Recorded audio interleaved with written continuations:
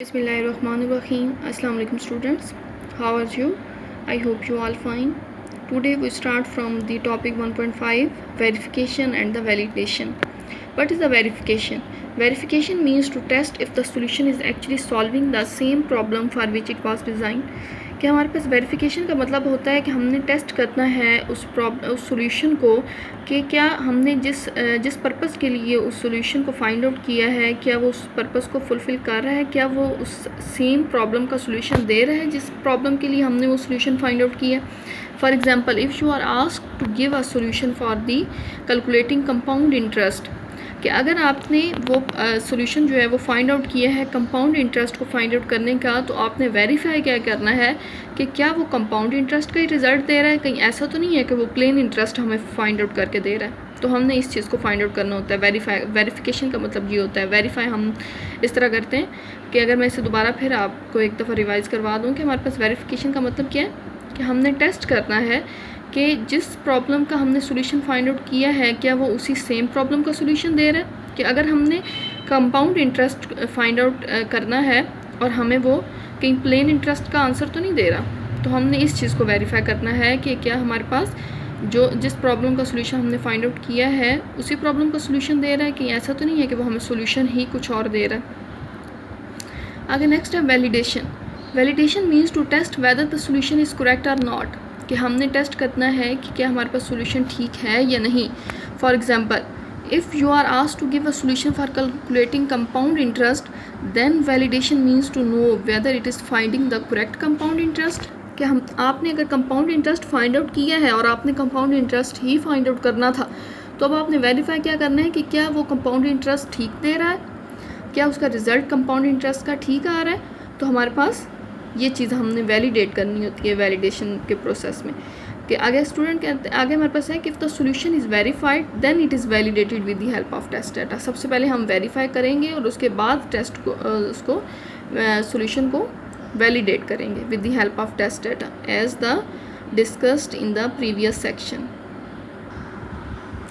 आगे नेक्स्ट है हमारे पास एग्जाम्पल, जिसमें हमारे पास है कि let's assume that you go to pizza shop and order the chicken pizza.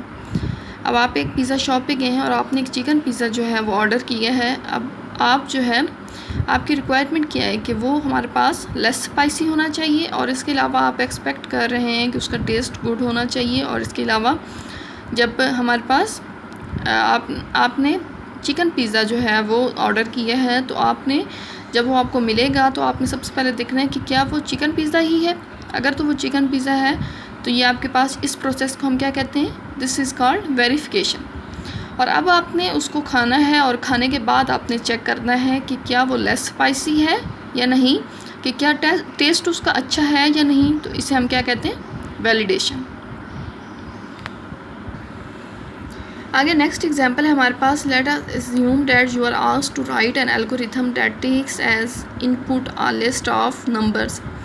अब हमारे पास जो है आपको कहा गया है कि आपने एल्गोरिथम लिखना है जिसमें आप इनपुट लेते हैं क्या, list of numbers. The algorithm should display the list arranged in ascending order. आपने एल्गोरिथम लिखना है जो डिस्प्ले करेगा किस चीज़ को, लिस्ट अरेंज करके देगा किस में, असेंडिंग ऑर्डर में. एल्गोरिथम इस रिलेटेड होना चाहिए कि वो लिस्ट अरेंज कर सके असेंडिंग ऑर्डर में. After writing the algorithm you submit it to your teacher. आपने एल्गोरिथम लिखा और आपने अपनी टीचर को सबमिट करवा दिया.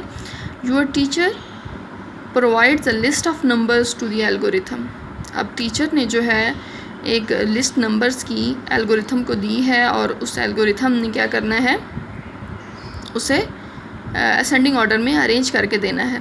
If your algorithm display a list of numbers then it is verified. अगर तो उस एल्गोरिथम ने लिस्ट ऑफ नंबर्स दे दिया हमें, तो ये हमारे पास क्या होगा, वेरिफिकेशन होगा. Instead if your algorithm display an answer in yes और नो. लेकिन अगर आपके पास, हमारी रिक्वायरमेंट ये थी कि वो हमें लिस्ट ऑफ नंबर्स दे दे. अगर तो लिस्ट ऑफ नंबर्स उसने दे दी तो हमारे पास वेरीफाइड हो गया. लेकिन अगर उसने लिस्ट ऑफ नंबर्स नहीं दी बल्कि उसने हमें आंसर दिया येस और नो में, ये तो हमारी रिक्वायरमेंट ही नहीं थी, तो ये हमारे पास वेरीफाइड नहीं होगा. आगे हमारे पास है कि if your algorithm is verified. अगर तो वेरीफाई हो गया कि उसने लिस्ट ऑफ नंबर्स दे दी, तो फिर हमारे पास अब टीचर आपका क्या चेक करेगा, उसकी वैलिडेशन चेक करेगा.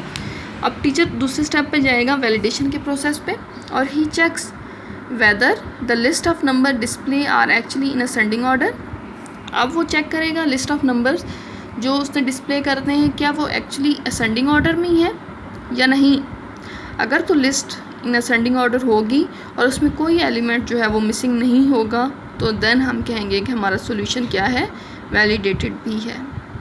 ओके क्लास, थैंक यू, अल्लाह हाफिज़.